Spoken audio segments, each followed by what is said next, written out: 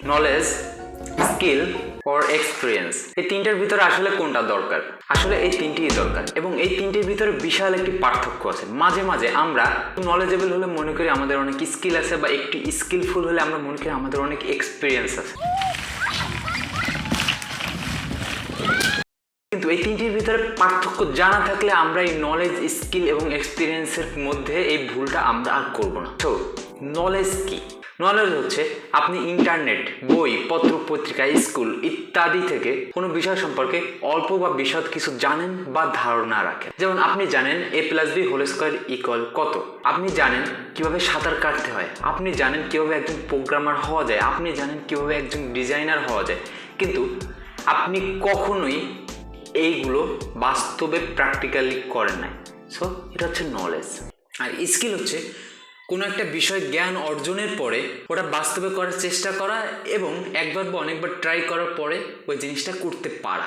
যেমন a+b² সূত্র জানার পরে ওই a+b² সূত্রটা কোন জায়গায় অ্যাপ্লাই করতে হবে ওটা করতে পারা।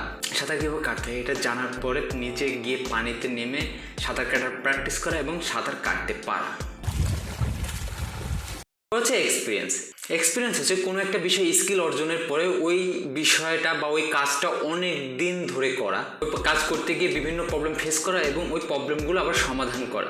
আর এক্সপিরিয়েন্সটা এভাবেই আসে যে কোনো একটা কাজ অনেক দিন যাবৎ করার কারণে ওইখানে বিভিন্ন প্রবলেম ফেস হয়, এবং ওই প্রবলেমগুলো কোন সিচুয়েশনে কীভাবে হ্যান্ডেল করতে হয় এই জিনিসগুলো শিখতে পারা যায়। এবং পাশাপাশি অনেক প্রবলেম দেখার কারণে সে অনেক এক্সপিরিয়েন্স হয়ে যায়, তার জন্য ফিউচারে কোনো প্রবলেম হতে পারে কিনা বা এই প্রবলেমের কারণে কী সমস্যা হতে পারে তারা এই বিষয়েও ফিউচার প্রেডিক্ট করতে পারে। এটার বেস্ট এক্সাম্পল হতে পারে রান্নার এক্সাম্পল। মনে করুন আপনি কোনো একটা রান্না শিখেছেন এবং সেই রান্নাটা হয়তো 2-1 বার করেছেন। এবারে আজকে বাসায় বললেন যে ওকে আজকে আমি রান্না করব।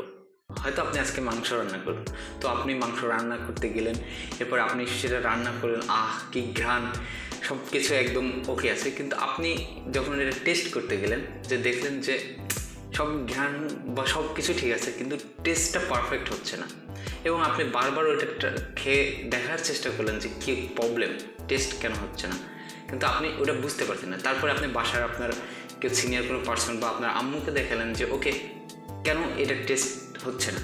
সে একবার চেখে দেখলো ওকে আরে এটা তো লবণ, বা আরে এটা তো এই মশলাটা কম আছে। Yes, that's the experience. Experience people exactly জানে কোন সিচুয়েশনে কী দরকার। বলা হয়ে থাকে কোনো একটা বিষয়ে সত্যি এক্সপার্টিস উঠে এলে 10,000 ঘন্টা সঠিক উপায় প্র্যাকটিস করতে হবে। এটা কিন্তু অনেক সময়। 10,000 ঘন্টায় আপনি যদি দৈনিক 5 ঘন্টাও কাজ করেন তারপরেও প্রায় 4 বছর 4.5 বছর লাগবে। তারপরে যদি ঘন্টা আরও বাড়ান তাহলে আর একটু কম সময় আসবে। বাট 10,000 ঘন্টা এরকম প্রতিদিন যদি আপনি একটা ঘন্টা হিসেব করে কাজ দেন তাহলে 3-4 বছর লাগে একটা বিষয় এক্সপার্টিস হতে। আমাদের এডুকেশন সিস্টেমটা হচ্ছে নলেজ বেসড এডুকেশন সিস্টেম, কিন্তু ইন্ডাস্ট্রি স্কিলফুল পারসন এবং এক্সপার্টিসদের দখলে। আপনি যদি কোনো কিছু জানার পরে অ্যাটলিস্ট টেক ফিল্ডে বসে যদি মনে করেন যে ওকে আপনি এখন একটা গুড জব বা ভালো একটা পজিশন ডিজার্ভ করেন, তাহলে আপনি সেটা ভুল করছেন, কারণ আপনার স্কিল এবং এক্সপিরিয়েন্স লাগবে। বর্তমানে নলেজ মিনস নাথিং। একটা উক্তি আছে, the world no longer rewards people just for what they know, search engines know everything. তাই নলেজের পিছনে না ছুটে আমরা যেটা জানি সেটা অ্যাপ্লাই করতে হবে এবং স্কিল অর্জন করতে হবে। আপনি যদি একজন টেকি পার্সন হন তাহলে এই চ্যানেলটি সাবস্ক্রাইব করতে পারেন। আমরা এখানে টেক স্কিল নিয়ে কথা বলি।